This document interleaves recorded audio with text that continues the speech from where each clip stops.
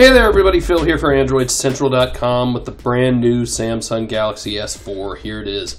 So funny thing about this phone, it's actually almost identical on the outside to the Galaxy S3. Fits in just about the same footprint. The width is almost dead on. It's just a tad thinner and it weighs a little bit less. It's also a little more square. It's lost a little bit of the roundedness on the back, but it still feels really good in the hand, just about the same feeling as the S3. So I want to walk you through a couple of the software features here. There are a whole bunch. So here is the home screen, and again, not unfamiliar. If you've used TouchWiz in the past, you're going to be pretty comfortable with it here as well, and you can see it actually scrolls all the way around, so you can just keep going and going and going. Same thing for the app drawer.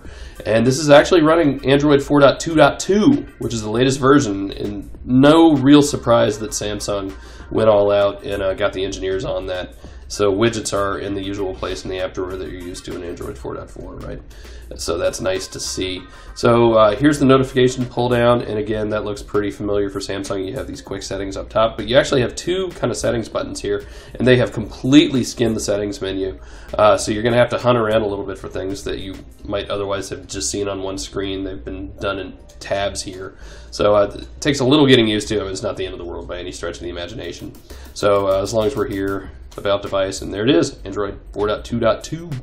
And again, they have hidden developer settings just like in stock Jelly Bean, right? So you'll have to do that little tap tap tap thing to get it. Here's the space. Not a whole lot of space on this device. Storage will obviously vary depending on region, and actually so will your processor. So some of them will be running Exynos 5, some will be running Snapdragons.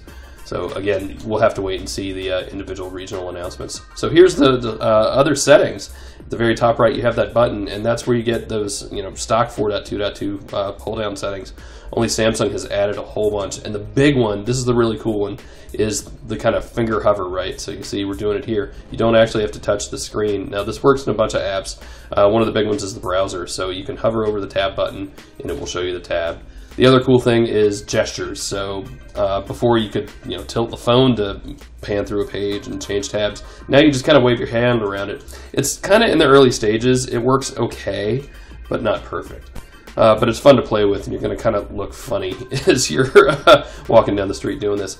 So the little finger hover actually does a whole bunch of previews. Now you see it doesn't work in Gmail, but it does work in this custom version of Flipboard that is only on the GS4 right now. And you see you just hold your finger over the screen, and it will give you a preview of that story in Flipboard, so that's pretty cool to see. And it's actually handy. It takes a second to get used to, but I like that a lot. It's gimmicky, but it's functional as well. So this also works in the stock email app, in Samsung's email app. So if you hover over an email, it will give you a preview of that email. That's pretty cool. These are demo emails, so half of them are in Korean, and I don't understand them.